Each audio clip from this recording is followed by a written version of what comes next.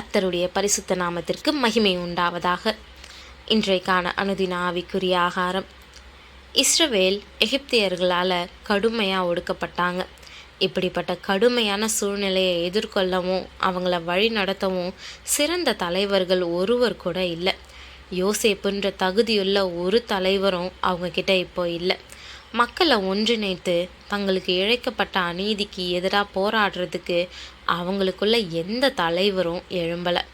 அவங்களுக்கு தலைவர்கள் தான் இல்லைன்னா அவங்க யாருக்கும் இப்படியாப்பட்ட பிரச்சனைகளின் போது செயல்படக்கூடிய விசுவாசமும் இல்லாத இருந்துச்சு. இது அவங்களுக்கு நம்பிக்கை இல்லைன்னு சொல்கிறதுக்கு சமம் இல்லை. மாறா இந்த நேரத்தில் இஸ்ரவேலின் விசுவாசம் பெயரளவில் மட்டுமே இருந்துச்சுன்னு சொல்லலாம். அனைவருக்கும் நம்பிக்கையையும் ஊக்கத்தையும் அளிக்கக்கூடிய அளவுக்கு ஆற்றல் மிக்க விசுவாசம் யாருக்கும் இல்லை. இஸ்ரவேல் மீட்கப்படணும்னா அதுக்கு ஒரு பெரிய அதிசயம் தேவை. கர்த்தருடைய மாபெரும் வல்லமையால் மட்டுமே முழு தேசத்தையும் பார்வோனின் வலிமை மிக்க கையிலிருந்து காப்பாற்றவும் விடுவிக்கவும் முடியும். அந்த காலத்தில் மற்ற எல்லா நாடுகளோடும் ஒப்பிடும்போது எகிப்து வலிமையான நாடுகளில் ஒன்றா இருந்துச்சு. பார்வோன் இஸ்ரவேல் மக்களை ஒடுக்கி ஒரு சில காரியங்களை சாதிக்க நினச்சான். இஸ்ரவேலரை ஒடுக்க அவங்களுடைய ஜனத்தொகை குறையும், அநேக மக்கள் கொடுமையான சித்திரவதையால் மரித்து போவாங்கன்னு நினச்சான். இஸ்ரவேல் மக்கள் மத்தியில் வாழ்க்கையை பற்றி ஒரு விரக்தியை ஏற்படுத்தி குழந்தை பிறப்பை தடுக்க நினச்சான். அவங்கள ஒடுக்க இவங்க பலத்தை குறைச்சி அதிக மக்கள் கூட்டம் பெருகாதவாறு செய்ய திட்டமிட்டான். ஆனால் அவங்கள எவ்வளவு ஒடுக்குனாங்களோ அவ்வளவா அவங்க பலுகி பெருகினாங்க. ஆகையால் அவர்கள் இஸ்ரவேல் புத்திரரை குறித்து எரிச்சல் அடைந்தாங்கன்னு யாத்திராகமம் 1:12 நம்ம வாசிக்கிறோம். கர்த்தருடைய கரம் இஸ்ரவேல் புத்திரர் மேலே இருக்குதுன்றத பார்வோன் அறியாமல் இருந்தான். ஆபிரகாமின் சந்ததி பூமியின் தூளை போல் இருக்கும்னு தேவன் முன்பதாகவே சொல்லி இருக்கிறது அவனுக்கு தெரியாது இல்லையா?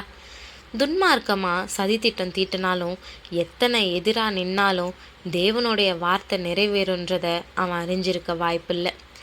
எகிப்திய கொடுங்கோல் அதிகாரிகளால் மரணங்கள் நிகழ்ந்தது. இஸ்ரவேலர் இனப்படுகொலை செய்யப்பட்டாங்க. கடுமையான வேலை பலுவால் அநேகர் சிதைக்கப்பட்டாங்க. இஸ்ரவேலருக்கு வாழ்க்கை கசப்பாக்கப்பட்டுச்சு. பார்வோனுக்காக நகரங்களை கட்ட கடுமையான வேலை செய்யக்கூடிய தொழிலாளர்களாக நிர்பந்திக்கப்பட்டாங்க. ஆனால் அவங்களுக்கு எதிராக இழைக்கப்பட்ட எல்லா துன்பத்துக்கும் அவங்க தப்புனாங்கன்னு நாம் பார்க்குறோம்.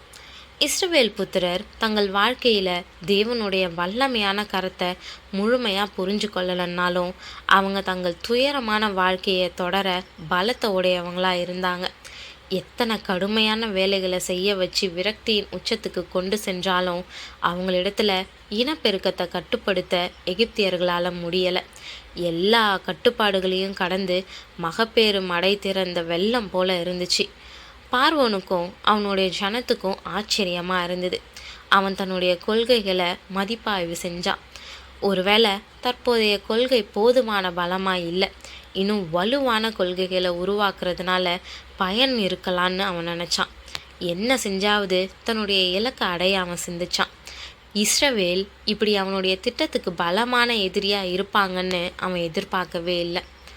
பிரியமானவர்களே, நமக்கு எவ்வளவு பெரிய எதிரி இருந்தாலும் அவங்க எத்தனை பொல்லாங்க செய்ய நினச்சாலும் இல்லை அதை அவங்க செயல்படுத்தினாலும் நம்ம பயப்படவே தேவையில்லை.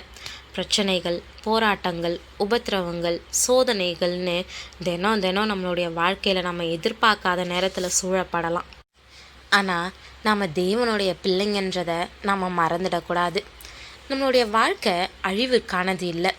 உலகத்தில் எந்த நிலையில் நடத்தப்பட்டாலும் அது தேவனுடைய ஆளுகையின் கீழ் தான் நடக்குதுன்ற தெளிவு நமக்கு இருக்கணும்.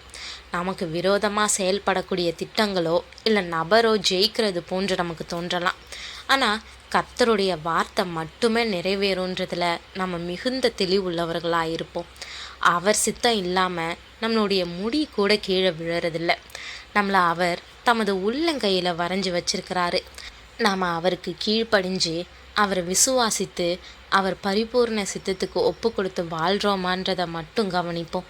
நிச்சயம் அவர் நம்மளை நீதியின் பாதையில் நடத்துவார். தேவன் தாமே கிருபையும் தயையும் செய்வாராக. ஆமீன்.